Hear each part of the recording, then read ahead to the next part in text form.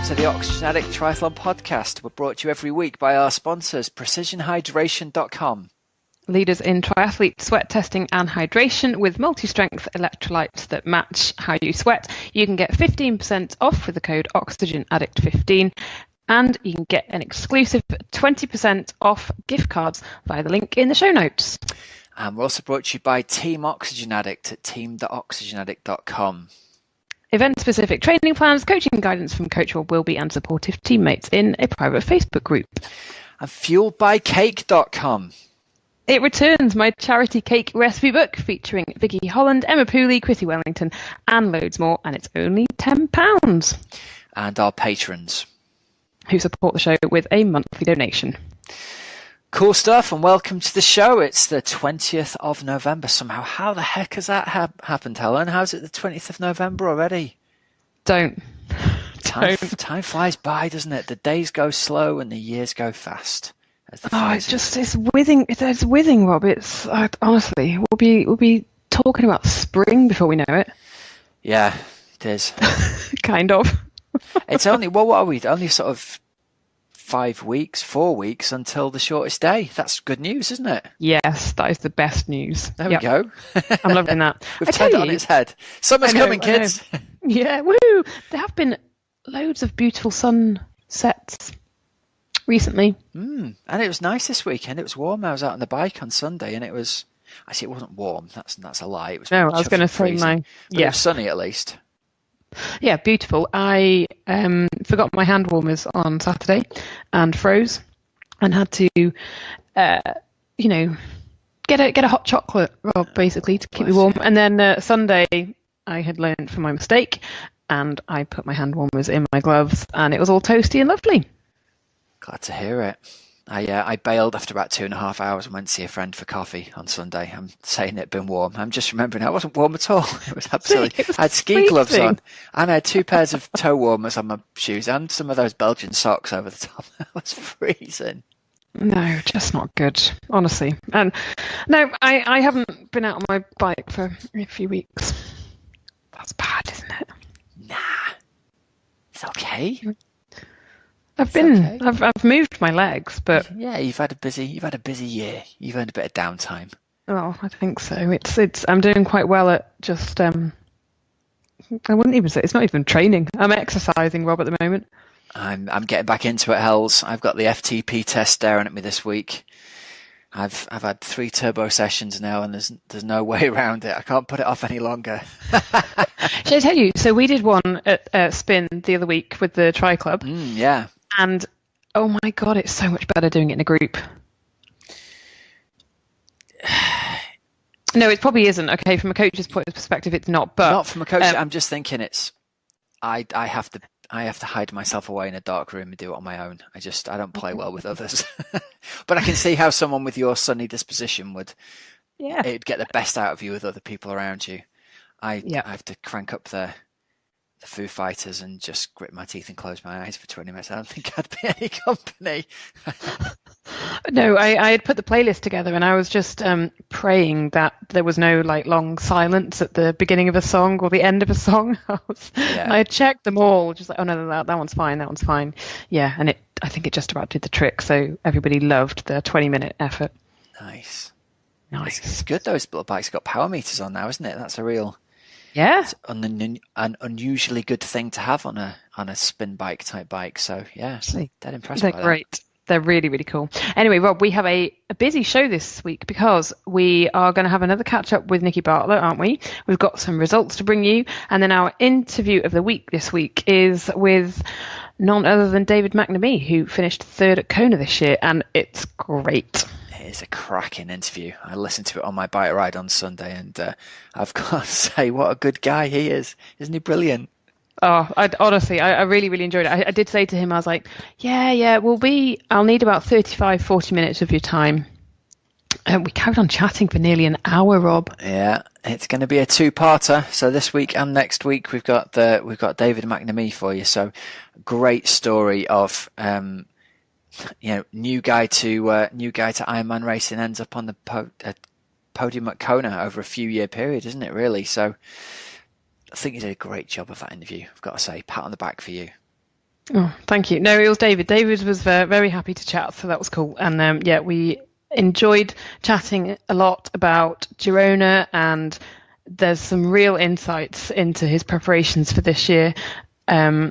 Alongside Jan Frodeno, so you'll have to listen out for that. And then definitely in next week, sorry David, we've had to cut it in two, so people are going to have to wait a little longer for his the best way to make porridge. And he also will answer your questions in next week's episode.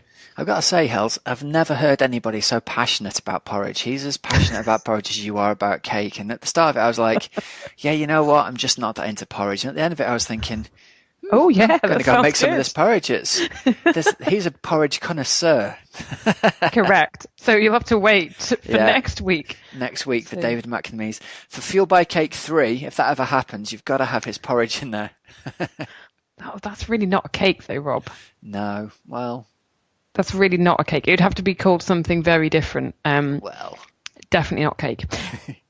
Really not. Anyway, shall we kick off, Rob, with our catch up with Nikki Bartlett, and then we'll move on to some results. Okay.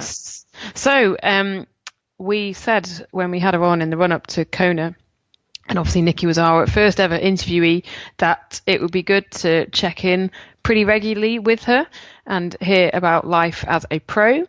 So I caught up with her a week or so ago. Nikki Bartlett, welcome back to the show. Hello. I'm now in a slightly different climate in Scotland now, so yeah, the time's flown by actually but it also seems like a very long time ago, so it's bizarre, but yeah, I guess once you come out of an environment, you kind of settle back into another one quite quickly. How was the return from Kona? And because last time we spoke to you, obviously it was a really emotional time, so how have the emotions been since then? Yeah, it's been all right. Like, we just kind of, we got back and we got back to Scotland. We got back to my parents' house, and then kind of, by the time we got back to Scotland, we went up to Aviemore on like a Triathlon Scotland camp, but it was a very relaxed camp. It's more of a kind of off-season camp where we just do a bit of mountain biking and running in the hills. And it's all very relaxed. So it was nice. I've never been to Aviemore, and it's absolutely stunning. So it was really nice to go and explore. So that was nice, and then we've been doing some visiting some friends and family. So kind of like we're back settled now in Scotland properly from this week, really. So yeah, like I've started to do a bit of structured stuff this week, but nothing too crazy at all, really. It's really relaxed, kind of to the point where you feel like you're not really training still. Yeah, so it's nice to kind of get back into a routine and get some planning for next season. Are you like most age groupers out there, you know, when you get towards the end of the season, you're like, oh, I can't wait for just not to have this training plan to follow. And then within about 2 days, you're like, oh my God, I need some structure in my life.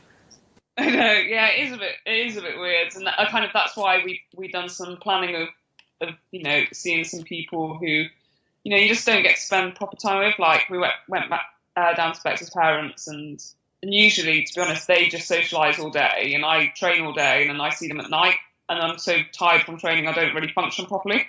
So it's nice to spend some time properly, just be able to like socialise without being like, oh my God, I can't even speak, I'm too tired, which is usually how it goes.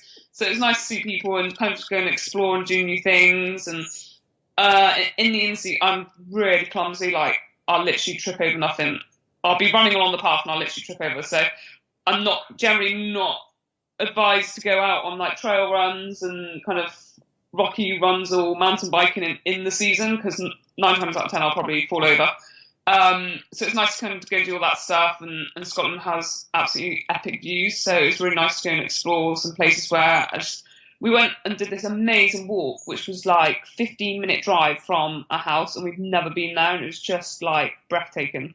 So yeah, just like, and that was about 2.5 hour walk, which, you know, at the weekend, usually you're on a really big training weekend, so a 2.5 hour walk really isn't an option. So it's nice to kind of do that kind of stuff. But I am now on week 4, and I've got a bit of structure, but it's more just getting back into swim and gym with a bit of biking and running. So I feel like I'm just on a bit of a swim and gym focus at the moment, and introducing the other 2 disciplines quite lightly, in fact very lightly. So it's all very chilled. So I'm still able to go and do lots of other stuff, and we take our off season quite seriously, because as soon as Rob sends that text of "Are you ready?" Smash fest mode, or like time to kind of knuckle down. The training. You're in one place for a period of time. You're not moving, and you're kind of tired all the time. So it's nice to have that break. So he really does get us really back lightly for a good 3-4 weeks. I don't really start proper stuff till December. So considering I finished mid-October, that's quite a significant period of time just to kind of chill and kind of get your mind and body ready for the next big season. Do you feel completely mentally refreshed, or would you say you're not totally there yet mentally? I'm nearly there. Mainly because we've been kind of jotting up and down the country still driving. But I'm fully focused on next season now, if that's kind of an answer. But I do feel like I need the next 3 weeks quite chilled. I'd say I'm probably doing like 50% load of what I usually do. So I feel like I've got a lot of spare time in the day still, which is good, because to do all the stuff like tax returns and just finalising some sponsorship agreements for next season. So it gives you that kind of opportunity to do that properly, and just make sure you're getting back into it sensibly, so you're having lots of time to kind of like stretch, go and get a massage and that kind of stuff you sometimes neglect when you don't have so much time. So yeah, I feel like I need another couple of weeks, and in fact probably next week I'll be like, right, because quite a lot of people who I train with here have been back into training for about 5 weeks. So that I feel like I'm definitely behind a bit. So when I'm around them guys, I'm like, oh God, I want to get fit again. It's quite scary. I think you think you're really unfit, but actually in a couple of weeks you'll be absolutely fine. But just doing a session on the turbo today, I'm like, I used to be able to hold these watts for like a half Ironman, and I can't even do it for like 10 minutes. It's like, oh my God. But I know like in 2 or 3 weeks doing that, I'll be absolutely fine. Like I can get fit quite quickly. So it's kind of one of those periods of time you just got to be like, no, trust the process and just be like, enjoy this time, because very soon you're going to be deep into training, which I love, to be honest. I prefer to be in that zone. But yeah, just making sure you just kind of don't rush back into things too quickly, because I bet if you ask a lot of people, they get niggles at this time of year because they're like so keen to get fit, and you're actually like, whoa, take a step back. We've got so long to get fit. And I think a lot of people kind of dig too much too soon in the winter period, and they kind of burn out almost by May, June, and they can't kind of survive the season, which I find quite refreshing with Rob's program, because I found out I could get to October quite easily, whereas a lot of people are like, oh, I couldn't go for that long. So I really do trust in his program and his kind of blocks of training. Did you have like a massive sort of debrief after Kona? Yeah, we've kind of spoken on the phone a lot, and debriefed, and then quite quickly obviously took in parts from the race, parts from the season, stuff to work on, stuff that went well, and kind of pull it all down into how we're going to improve for next season and kind of the goals and targets that we have. You mentioned when we spoke last time you weren't sure at all, obviously it was all so sort of fresh in the mind, about were you going to race before Christmas or were you going to target an early season race. Has that decision been made? Oh yeah, no, I'm definitely not racing now before Christmas. No, 100% not. Rob gave me the choice. He supported me either way, but ultimately the choice did have to come from me. And I think it's a very dangerous game. Kind of,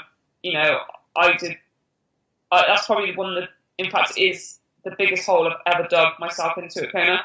Obviously going to get to the line, but it's still that you can't really neglect how much you put your body through. And I was like, when I came back, I was like, I'm tired. I need that break. And I was quite looking forward to kind of going and seeing people and refreshing up. So I thought, no, it's time. No, the season's done. I've been racing and training, and you forget like you've actually been training properly for nearly a year. Kudos to anyone who can keep going. Maybe their structure of the year was different, but when you're kind of chasing Kona points, you're kind of full on from mid-December and training, and yeah, I just needed a little bit of a break, and definitely the right decision for me.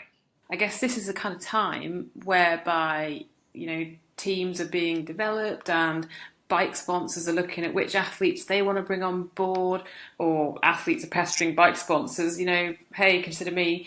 Have you got any updates on sponsorships? Yeah, well, I'm very lucky in that I sitting down at a computer is just not what I like to do. I just don't have the attention span. So I'm very lucky in that one of my sponsors, the Financial Fitness Group, do my accounts for me. So I kind of just have to input it all and they sort it all out. So that's, and I'm lucky to be supported by them for another season. And they supported me from the beginning.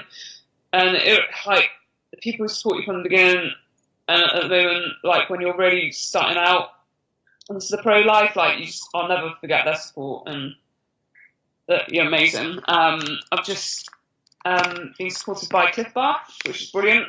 I've always struggled with nutrition in training because I always feel like I need real food, and I crash quite a lot on other products. But I've been training with Cliff now for since Ironman Wales. I've been using their product since 2016. And slowly got in touch with them before Kona. And it's just nice to be with a brand you've always used and then be supported by them. Brilliant. No better way. Trying the product successfully, going well with the product. That's one of my new supporters, and I'm just about to sign a contract with Cass, which is ace because they're the only helmets I've ever worn in my life. So that's a win-win. So yeah, and it's an honour to represent someone who, when you believed in their product and tried it out, you're not just promoting them because now you're a sponsored athlete. It's nice to be with the product and know it suits you. And they're a brilliant brand. I'm just reading their book, actually, Raising the Bar. It's such a good, empowering book.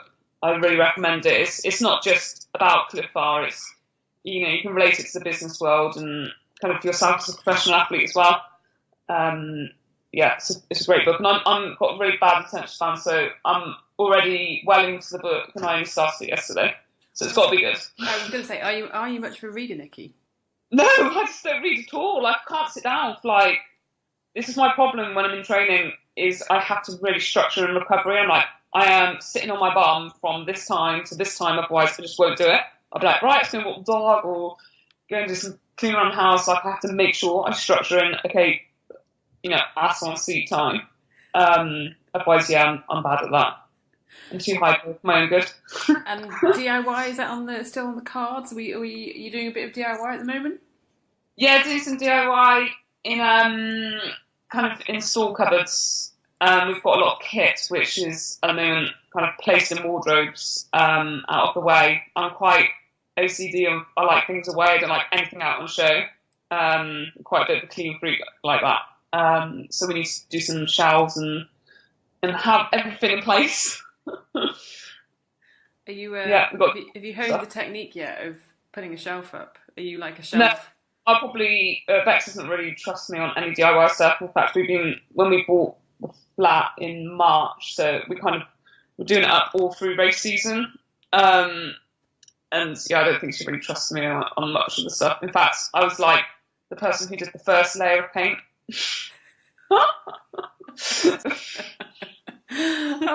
So Nikki, next time we catch up with you, you will probably be back into the swing of training, I reckon. Yeah, I'll be tired, so maybe I'll let you talk more as well, maybe. Oh no! We will enjoy the catch-ups. I don't mind. It's good for you to talk. No one wants to hear more of me. So we look forward to the next instalment, Nikki. That's right. Yeah, I'll see you when I'm properly training. Great. Always good to hear from Nikki Robb, isn't it? Sure is. I was trying to think back. It's 3 years almost to the day since we had her on show number 1. Yeah. It was end of November we started all this madness, wasn't it? Yep, it was. And she had just decided to get her pro license for the following season, hadn't she? Yeah. And she was heading off on a training camp after winning the age group overall at Challenge Peguera, wasn't it? Yeah, that's right. Oh my goodness. How was that 3 years ago? 3 years. Oh, I'm going to have a look it up after the show and find out when the actual anniversary is. We can't be far away now. No. No, but it was good. So Nikki now will be getting back into the swing of things training wise, won't she? Yeah. She was saying that she'd had an easier sort of period after Kona, and then it was going to ramp up again, heading into the new season. Yeah, I think she's definitely earned a bit of rest and recovery, and that's what we've got, some chat about rest and recovery and Coach's Couch a bit later on as well, so that'll lead us nicely into this. Awesome. Cool, shall we do some results then? Yes, so our results are sponsored by precisionhydration.com. Yeah, if you want to keep yourself from getting hideous cramps when you're on the turbo trainer, or in fact hideous cramps when you're at a hot yoga class, Precision Hydration are the guys and girls for you. Hells, I've got a cramp story for you to What end happened? all cramp stories. I'm Mr. Hot Yoga at the moment, as mentioned, right? So Yeah. me with Is this my weekly? Is this like weekly or twice weekly? Oh no, I've been 3 times a week? 7 times in a week. I'm really... Really? I don't do anything by halves, you know me. I've been going daily. They had like an unlimited classes offer. They've just opened the studio and I was like, great, I'm in. I've been going every day. And I tell you what, on a sort of related note, I've often wondered if I religiously did some stretching, how quickly I could get flexible. And I went from just being able to touch my toes on day 1 to by day 7, I could get the palms of my hands wrapped around the bottom of my feet, sitting straight-legged on the floor. So that's all it takes. Yeah, 7 sessions from that to being properly... I can't quite get my nose on my knees, but it's not far off. So anyway, so I'm there, class number 5 or 6, and I've been getting twinges of cramp in the class the day before, and this time my calf locked up. Like I've never had cramp like that before, as I'm sitting in some strange kind of contorted yoga position. Oh my God. So I start yelping and roll, but because my legs are wrapped around each other, I can't unwrap them. My calf went completely solid, and I was literally lying on the floor in the middle of all these kind of, Cheshire yummy mummies who are all stretching in the yoga outfits, and I'm there going to look, ow! Help me! Somebody please stretch my foot out. And you know how it happens at swimming, and immediately somebody comes over and grabs your foot and helps you out because everyone's had it. In yoga, everybody moves to the side of the room. Oh, really? They just thought you were some kind of freak? I thought they thought I was some kind of freak, which, clearly I am. Oh, no. Rolling on the floor, desperately trying to get some kind of purchase with my toes to stretch the calf. But because you're all sweaty and the toes can't get any grip on... No. So what happened? Eventually I managed to stretch it out against the wall and it went away, but no one's talked to me in that class since. No. So I've been religiously pounding the pH before, during, and after that class, after that experience. So, I mean, how sad is that? I can't even do yoga without getting cramp, let alone train. Oh my God. So, yeah, what offers have we got? We've got 15% off products with the code OxygenAddict15, and also, if you're looking for a Christmas gift, you can get 20% off a gift card via the link in the show notes. So all you've got to do is either go to the homepage on the website or the show notes in iTunes or Stitcher or wherever, click on that, and it'll take you to a landing page that's only there for our listeners. You get 20% off a gift card. So no useless socks or underpants for you, my friends, for Christmas this year. Get yourself some Precision Hydration, and you too can not look stupid in a hot yoga class. Awesome. So, Rob, let's kick off at Ironman Arizona. And a number of, the women's race was really, really close at one point. There were like loads of them running within just a few seconds of each other. It was taken out by Kaisa Sally of Finland in 8:51, who therefore has now qualified for Kona for next year. Helle Fredriksson in her first Ironman was second. Awesome by Helle in 8:55. And then Jen Annett of Canada was third in 8:59. Yeah, and on the men's side, it was... I mean, we talked about this last week, didn't we? He never goes easy. Lionel Sanders takes out the win. He went 7:54, which... Nice. And I was looking at the numbers and going, this doesn't make sense, because he went, I think, 7:44 or 7:45 last year. Do you remember he set the official Ironman course record thing? And I was looking at his times and going, how could he possibly go 10 minutes fast last year? Because this year he went 51:30 on the swim, 4:12 on the bike, and 2:47 on the run. So I looked it up, and he went 4:04 on the bike last year. Isn't that unbelievable? So the real news here is in terms of swim, he was only 2 minutes 20 down out of the water over Brent McMahon and Phil Graves. So both of them, two of the best swimmers in Ironman. So his swim has really improved. He's probably 3 to 4 minutes faster than he was at this point last year. So I'll tell you what, if he keeps making improvements like that, by Kona of next year, we could see him be 2-3 minutes closer to the front getting out of the water, I reckon. Well, yeah, and it was just, I really enjoyed his post-Kona interview, Rob. Like the day after the race, he was so measured already about, what the bit that hadn't quite obviously gone to plan was that he did not win in Kona, but he already knew what he wanted to do and what improvements he wanted to make, and he was already focused, thinking, right, yep. It was just brilliant. You should go back and find some of the post-race interviews that he did do, because you could just listen to him all day long. He's brill, isn't he? Yeah, really, really cool guy. So it was his third win there, wasn't it, in Arizona? Yeah, and the other thing about this, just before we go through the results for Arizona, the thing I didn't realise till I heard his interview was, they actually let him lead the second swim pack.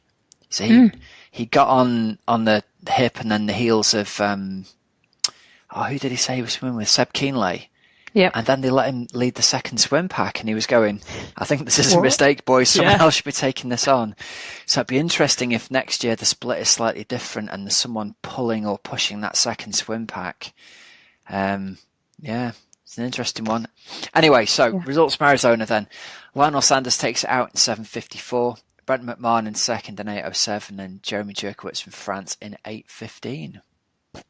Top stuff. And then over in the Caribbean, it was the Island House Triathlon, where wouldn't we all love to have been there? 2 days of racing there, yeah. Yeah, but invitation only. So again, let's start with the men's race actually. Well, Ben Canute took it out in a sprint finish at the very end, just ahead of Terenzo Bozzoni, and then Henry Schumann of South Africa finished third.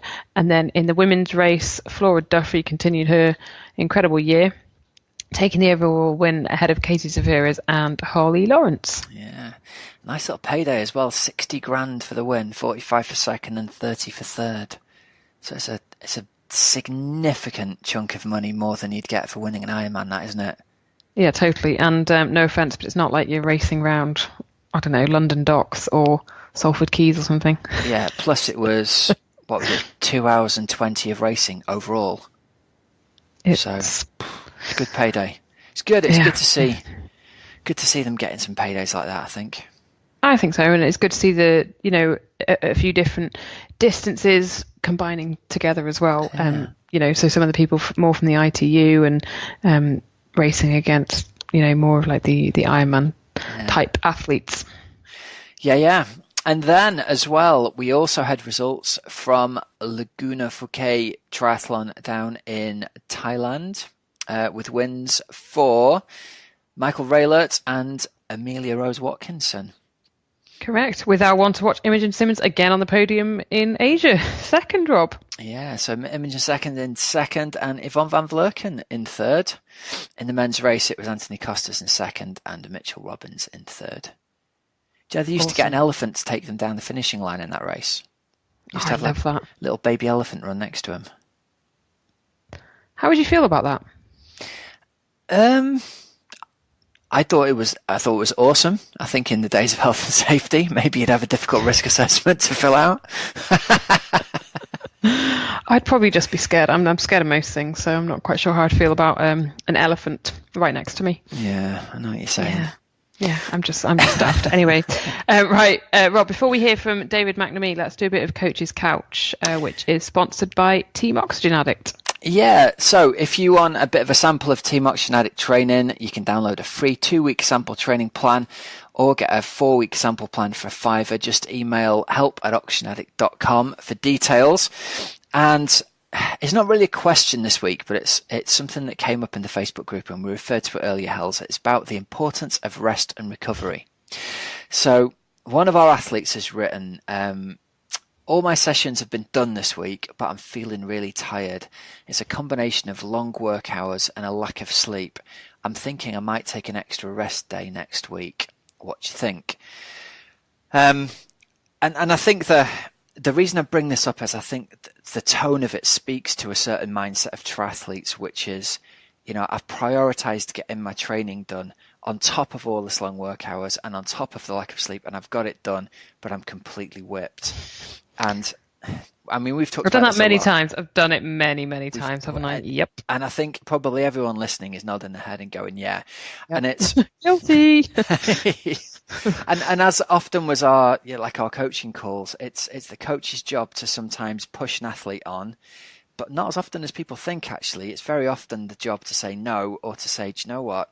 I think you're actually gonna do better here with a bit more rest and recovery. So I wanted to give a bit of a framing to this and sort of say, right now as we're recording, it's November, we've got a lack of daylight, we've got this natural thing going on with our body's rhythms where probably your body's getting ready for a little bit of hibernation anyway.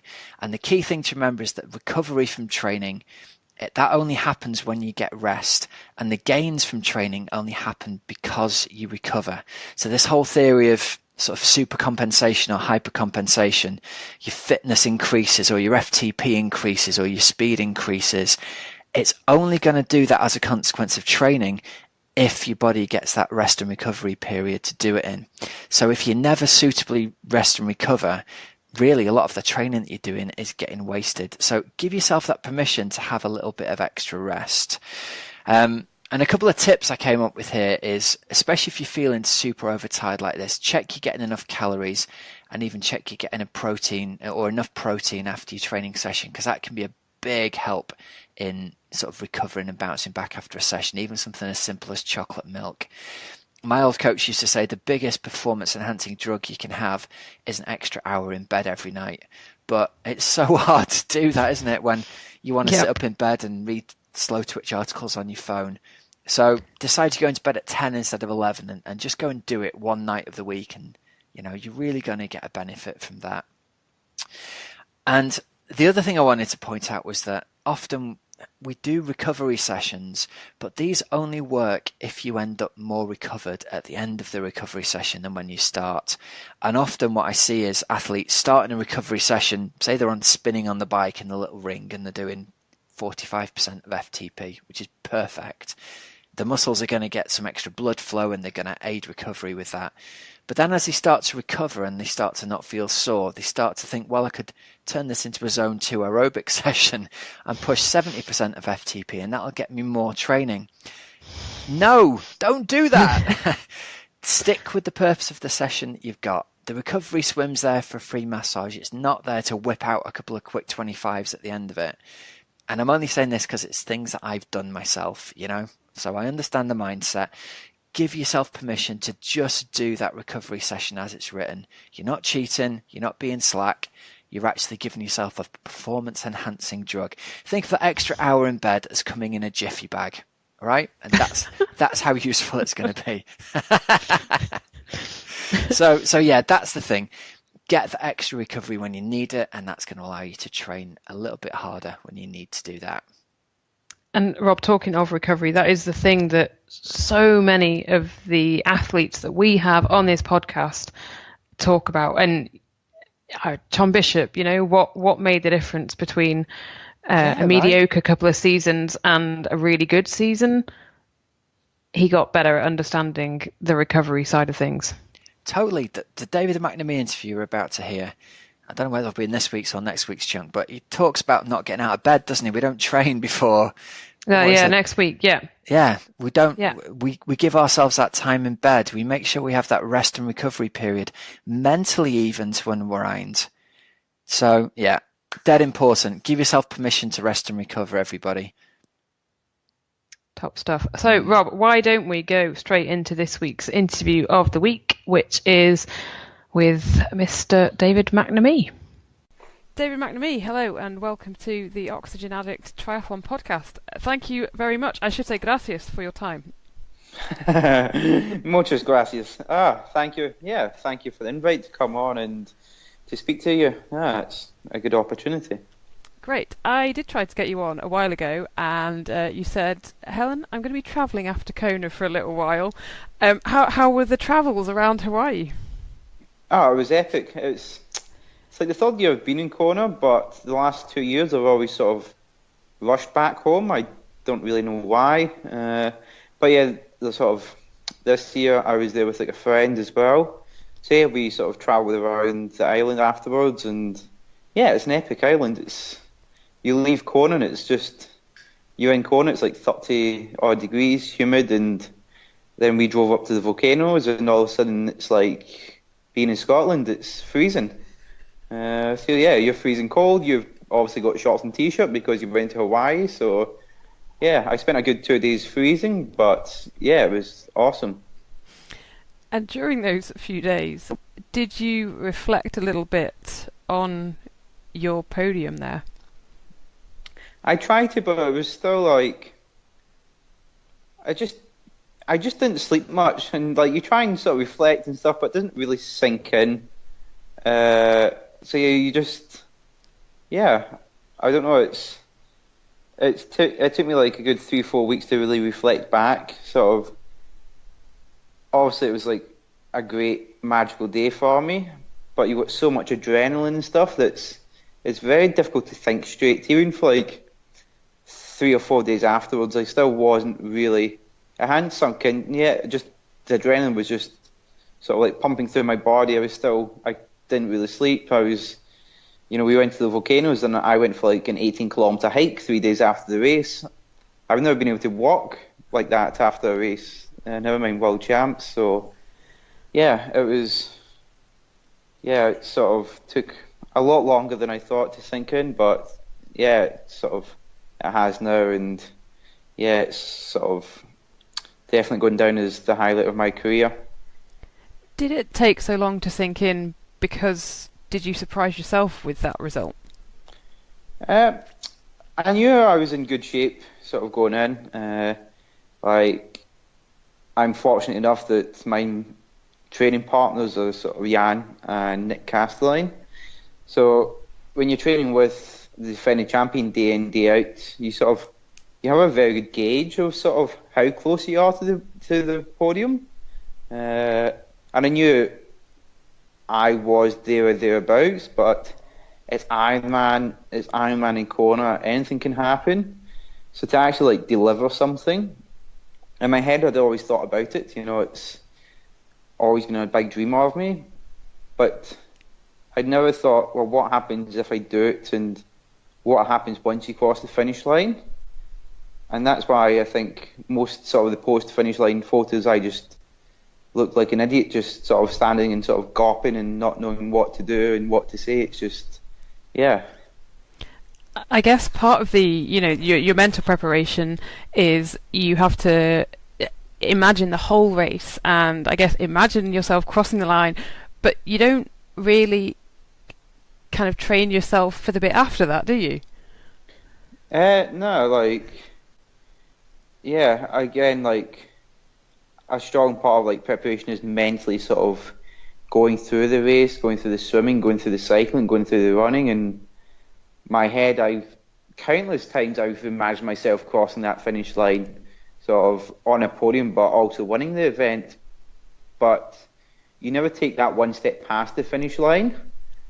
And yeah, I was just sort of blown away by it, and yeah, I was in complete bits, just not knowing what to do, what to say, and yeah, my head, I almost went home I almost missed the press conference after the race because my mind had just completely went. So I'd been told about it about 10 times, and there I was walking to the car, and Thorsten Radl, who runs tryrating.com. I don't know if you've heard of that website.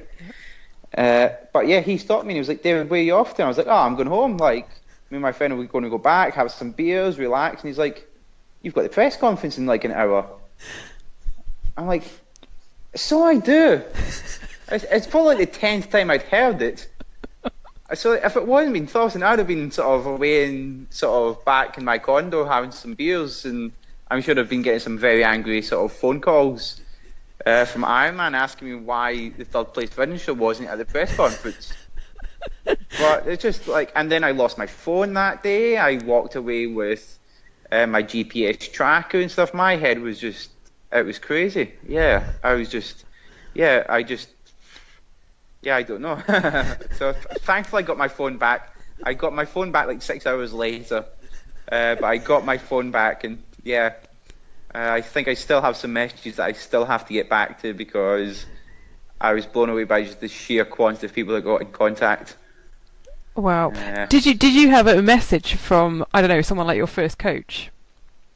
First coach. Yeah, I actually got some messages from like my old swimming coaches from when I was like 10. Yeah. From like, that's 19 years ago.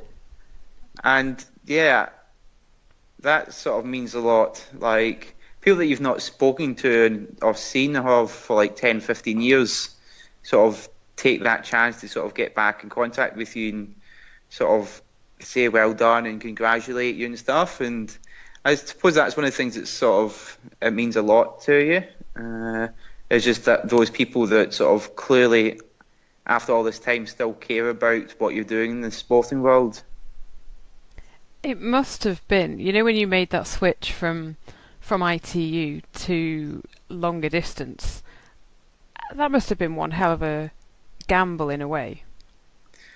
Yeah, it was, and I suppose I went about it the wrong way in that I chose sort of halfway through the winter, I made the switch sort of around Christmas time. And that would be Christmas of 2014 after the Commonwealths. Yeah. So Christmas of 2014. So I'd been back in winter's training for 2 months. I was back on the track and stuff, and then sort of that was around the time that the British Triathlon Olympic policy was announced for Rio. And then I saw that. I spoke to Joe Philly, who was my coach at the time, and we then asked a few questions of like British Triathlon, and based on sort of the policy and the answers we got, it was very much, well, let's be honest, you aren't going to Rio Olympics, so what do you want to do in this sport? And my drive was very much, well, I remember watching Ironman Hawaii when I was a kid in Trans World Sport and thought that looks cool. So yeah, for me it was all of a sudden, like within 24 hours, my mind had switched from trying to go to Olympics to I want to go and try and win Kona. But again, it's not, I'd sort of always been back on track, sort of trying to smash it 400 metres, and then all of a sudden it's like, I best get on with this Ironman training. Yeah, I was like, and I think that was like the first sort of, I remember the night that I sat up with Joel talking about this, and that's when we decided. And he was like, well, tomorrow morning you're supposed to have a 90-minute long run. You best make that at least 2 hours then. But you don't really need to bother coming to the pool in the afternoon because you're okay with the swimming side now. And then, yeah, that was good. I didn't have to go swimming that day. Happy days. Yeah, it was a good day in Portugal. Were you happy straight away with your decision? Was there a little bit of you that sort of thought, that's such a shame that I'm not going to be able to go for my Olympic dream? No, I was happy straight away. Like, I don't know whether I'd ever get to Olympic Games or not. The Commonwealth Games was an awesome experience for me. But yeah, I think sort of as soon as I made the decision, especially the first 2 or 3 weeks, I never allowed myself to think of like, am I doing the right decision? And then yeah, maybe. So me being me, I signed up to the first Ironman that I could find, and that was in South Africa in sort of 3 months' time. So it was very much, well, I don't have much time to really worry about whether I made the right decision or not.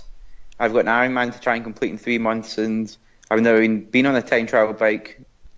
And yeah, I suppose I didn't even own a time trial bike at that point. I don't know how I sort of trained the first couple of weeks for Ironman. And what was it like getting on that TT bike the first time?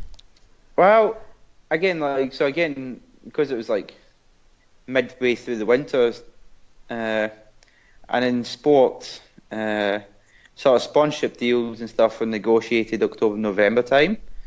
So all of a sudden, I didn't have a time trial bike. I had no means of getting one, apart from I have a very good friend, Mario Mola. So Mario was like, I have a time trial bike. I've used it like twice in my life. You can go and try that.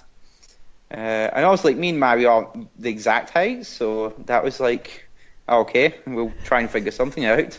But there I was. I had Mario Mola's time trial bike. I didn't even know Mario had even looked at a time trial bike in his life. So yeah, it was cool. I was like, all of a sudden I had this time trial bike from a superstar of the sport, and yeah, I think between me and Mario, we tried to set it up correctly for me, and obviously made a horrific job of it. But there I was. I did my very first Ironman in Mario Mola's time trial bike. Yeah, time trial bike's probably never seen the light of day since. Did you enjoy your first Ironman experience? I did till about 60 k's left from the bike.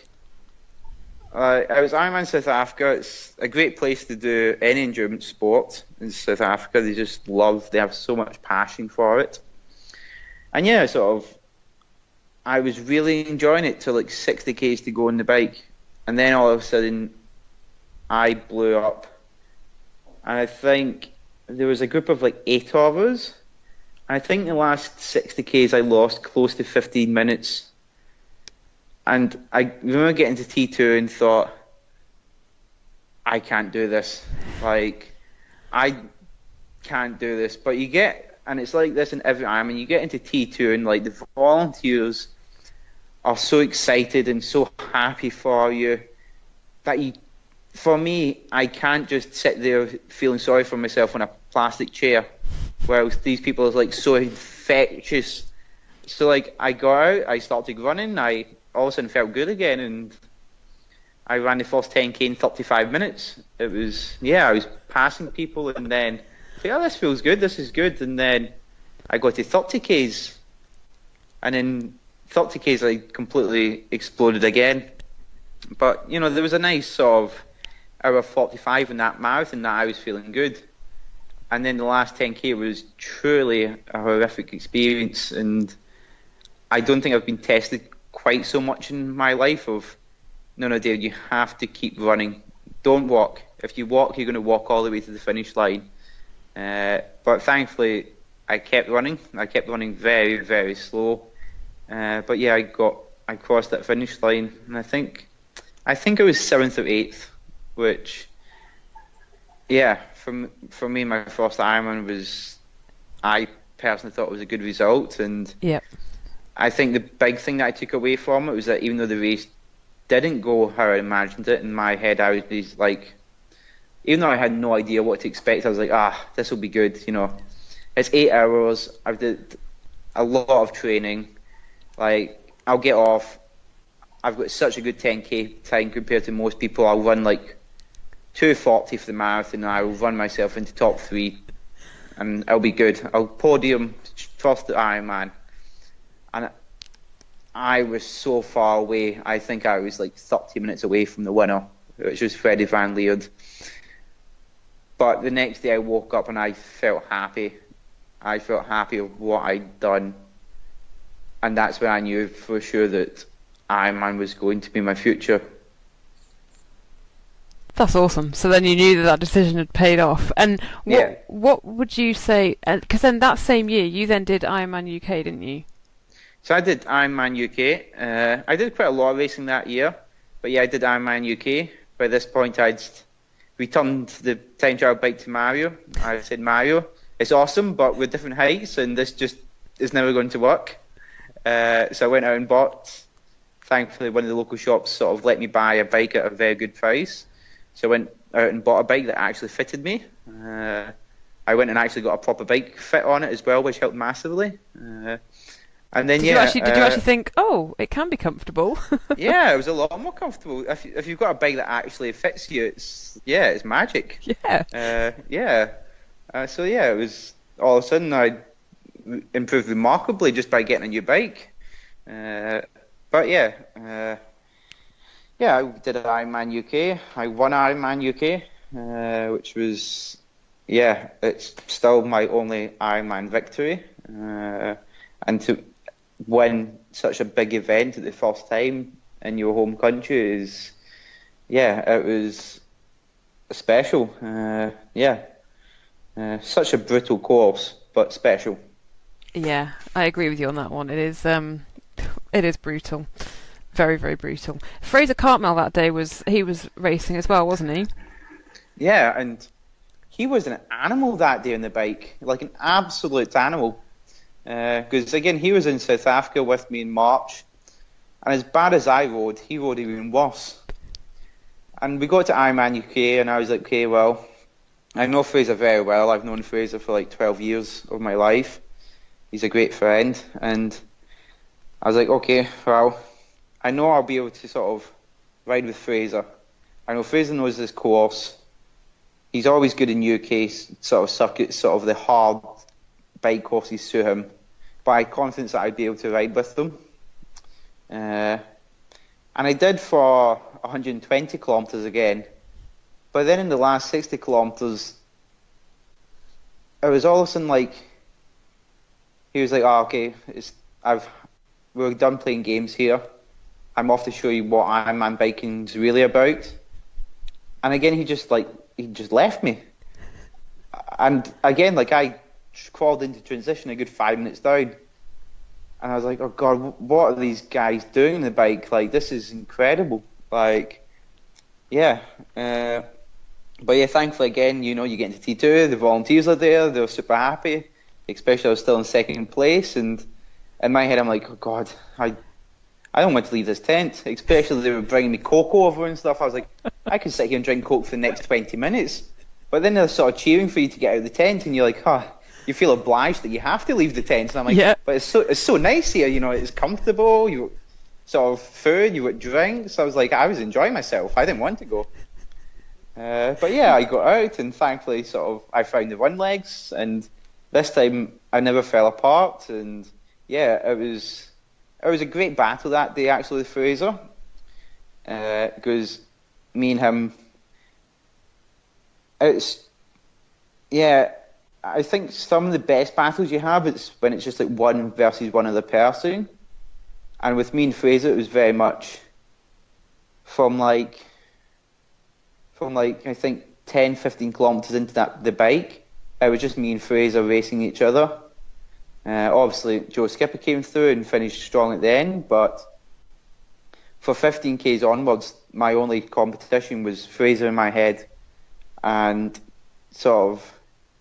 again, it's great. It's great that you can have these epic battles with friends. And I know at the finish line, nobody was happier for me than Fraser and his brother, who was also there, Blair. It's like, I may have beaten Fraser, but he was so excited for me that I had made the move into Ironman, and actually I had done well. And I think that's a special thing about Ironman racing, is that the pros like to watch other guys succeed. Like, you want to beat everyone, but you never feel ill towards them if they beat you. And I imagine that's quite different in ITU world. Oh yeah, in ITU it's ruthless, very much more ruthless. But again, I think that it's different because everything's lottery funded and national governing bodies are involved and stuff, and it's just a completely different environment. And I always feel like Ironman's probably like the more mature side of things. So it's a completely different world, and I very much feel more comfortable in racing Ironman athletes and stuff, and just the atmosphere around the events.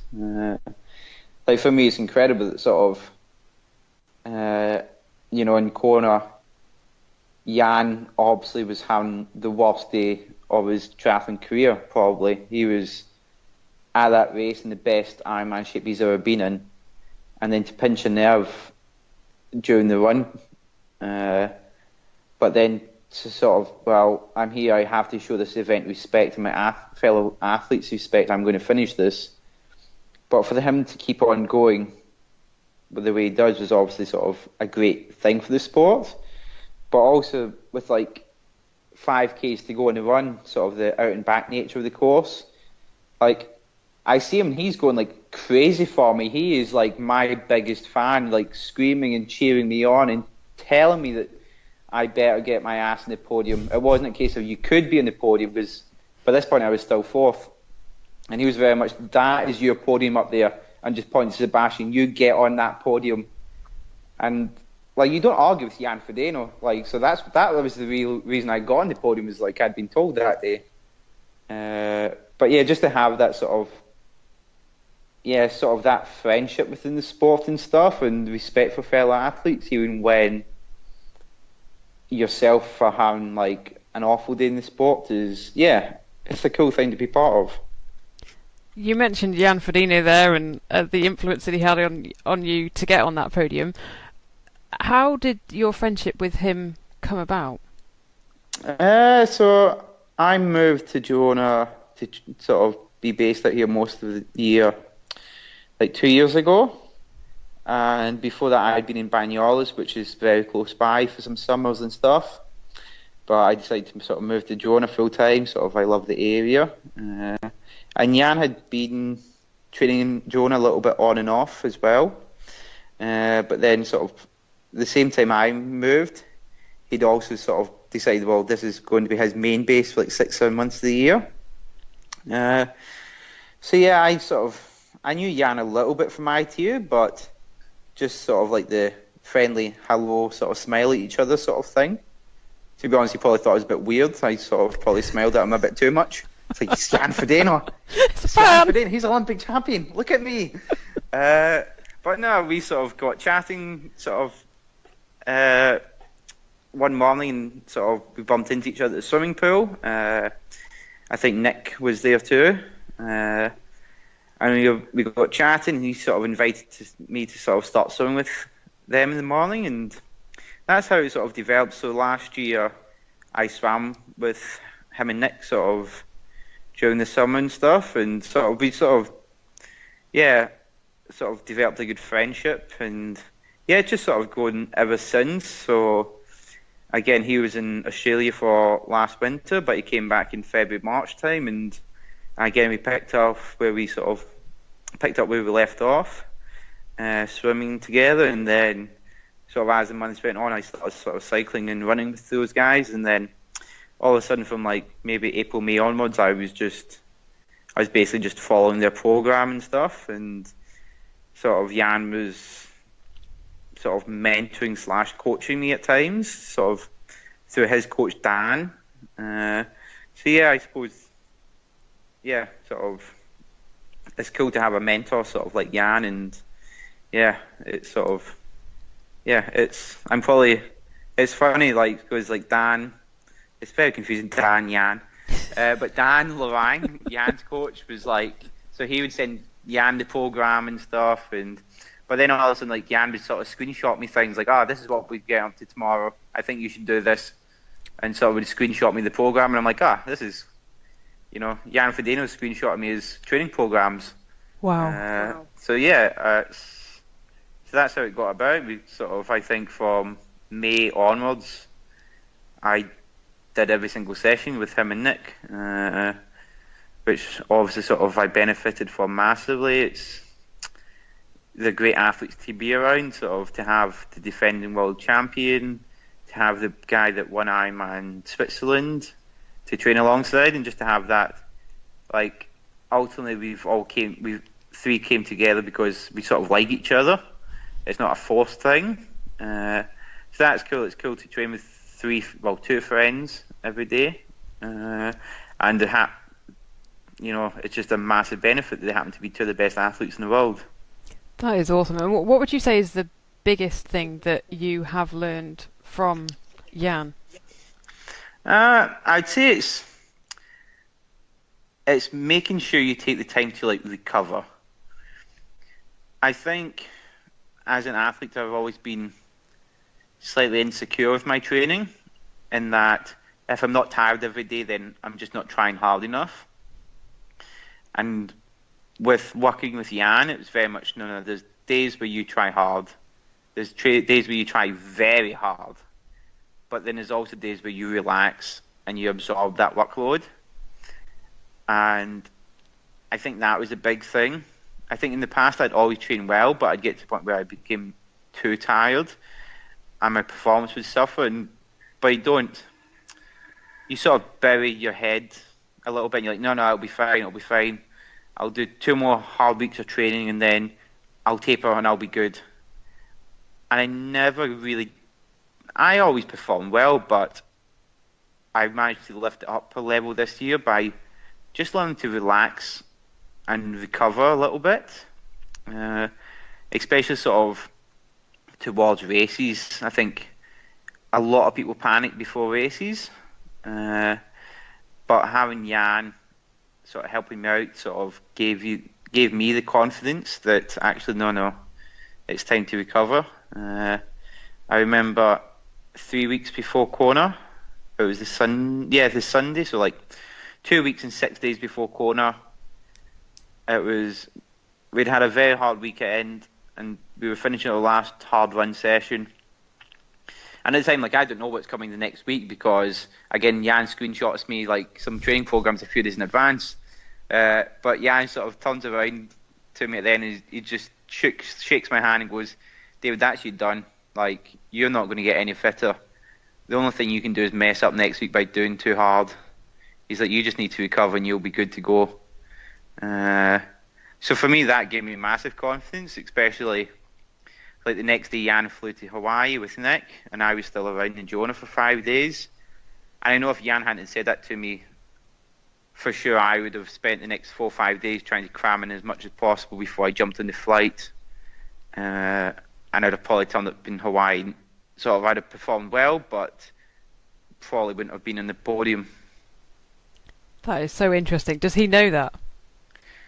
Yeah. Like the good thing is in our training group is that we we can discuss anything and stuff, and he knows I'm very grateful for everything. And I told him that I was like, dude, the best thing you ever did to me this year was tell me when to relax and chill out and sort of go and enjoy life for a little bit. That's awesome. And was he okay? So you obviously crossed the line like quite a bit ahead of him because he had the injury. When did you catch up with him after crossing the line? So he sort of messaged me sort of a couple of hours afterwards, sort of just saying like, really happy for me, like I deserve it and to enjoy the moment. But then I went on my merry travels around Hawaii afterwards, so I never saw him until we got back to Jonah, maybe like a week or 10 days after the race. Did you go for a few beers? Yeah, we went for a few beers, sort of went out for dinner and stuff, and just hung out and had fun.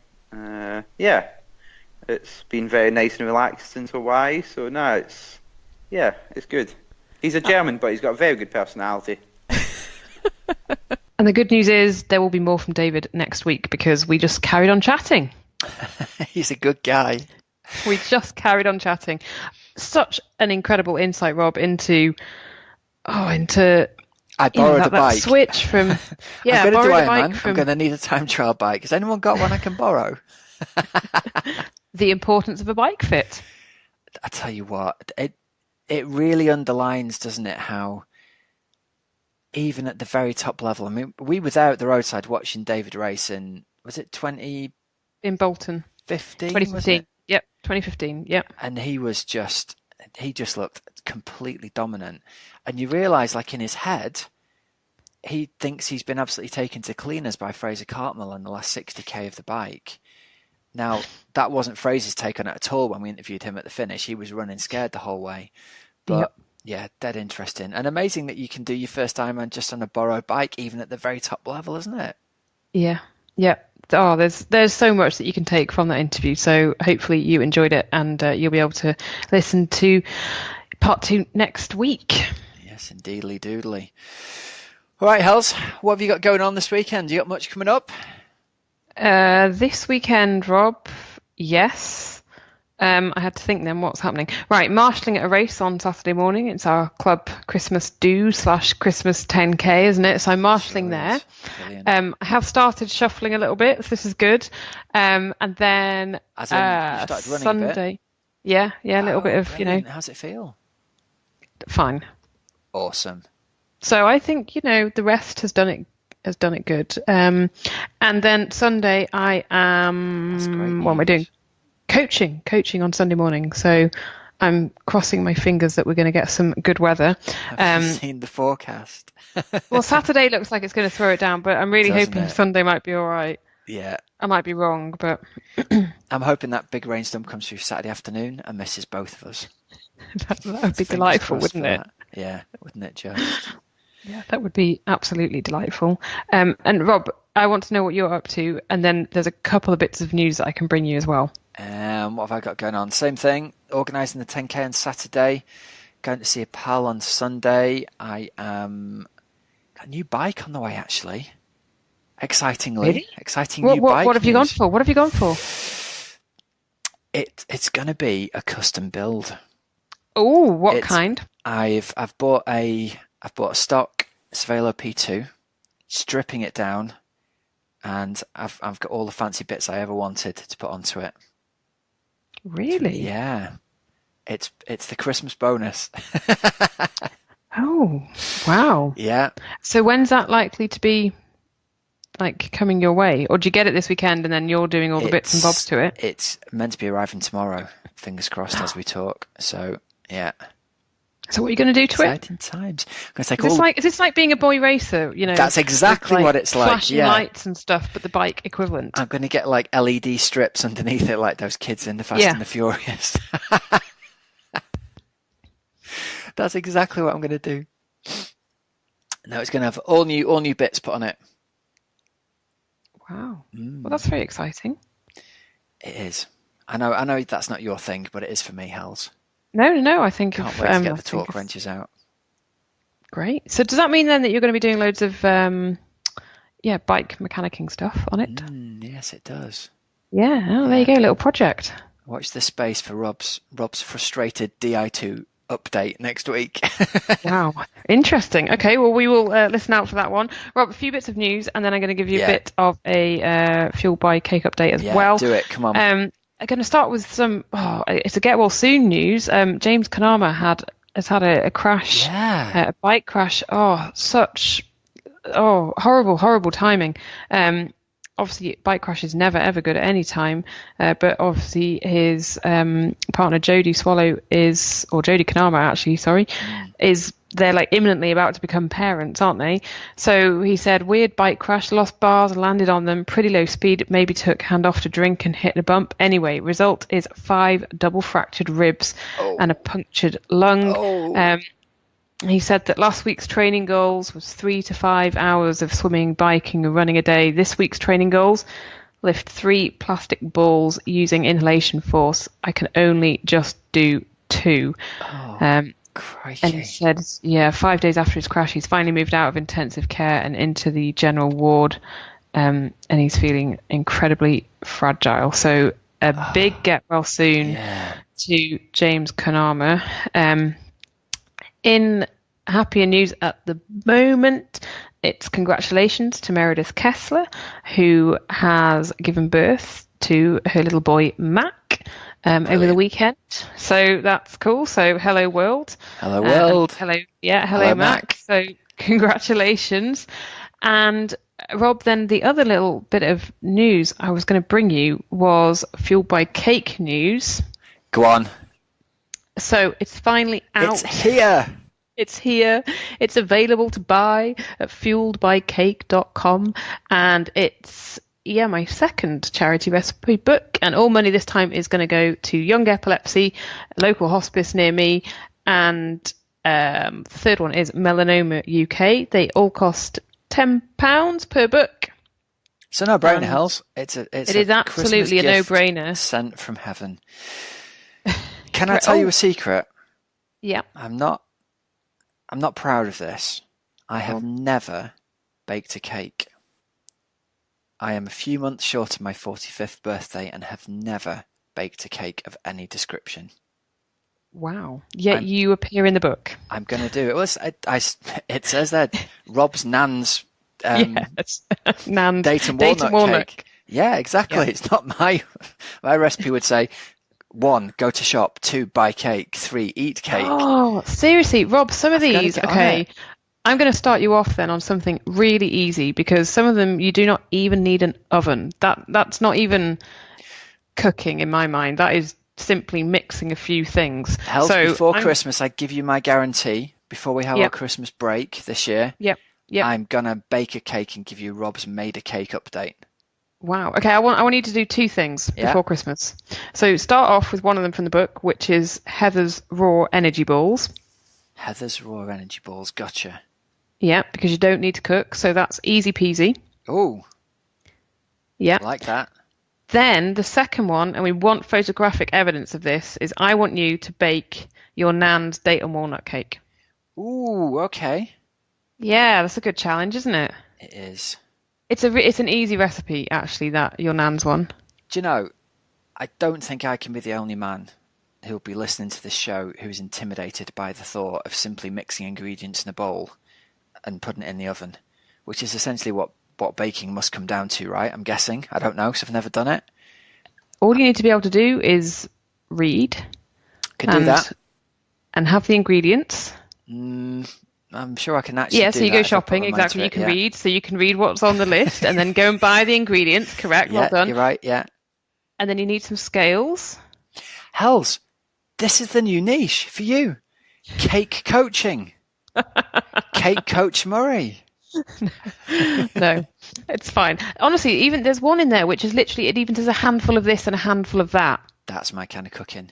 There you go. So seriously, you will be able to make stuff which is in that book. But as your challenge, I want you to do Heather's Raw Energy Balls because I don't need cooking, and then I want you to actually have to put the oven on and make your Nan's date and walnut cake. I'm gonna do it. And I might even do it and deliver some to your doorstep like you did with your peanut butter that time.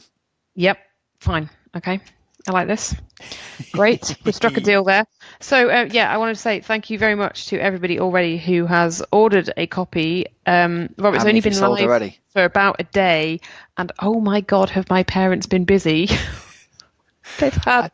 I've got this picture of like a little sweatshop of one of them sticking labels on and one of them licking envelopes. It is pretty much that. My poor mum said that she hadn't even had time to have lunch today because she was so busy. Yeah.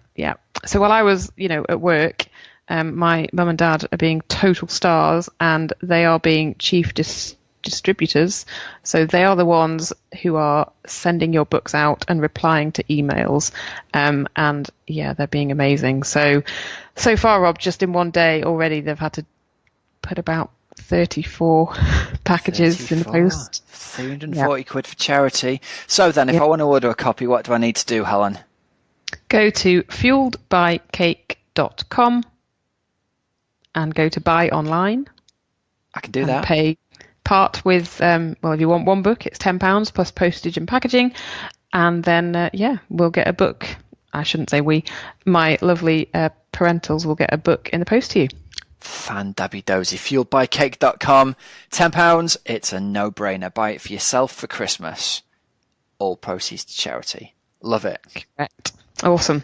Nice one. Thanks. Right. Well, let's wrap it up then for another week, I guess, before we just witter on forever, hey?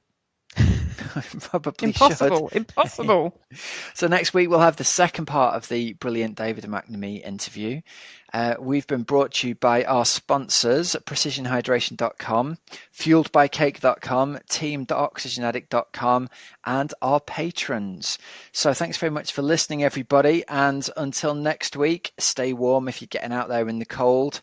Have a great training and racing week, and we will speak to you again soon. I'm Coach Rob Wilby. I'm Helen Murray. And we'll speak to you again next week. See ya.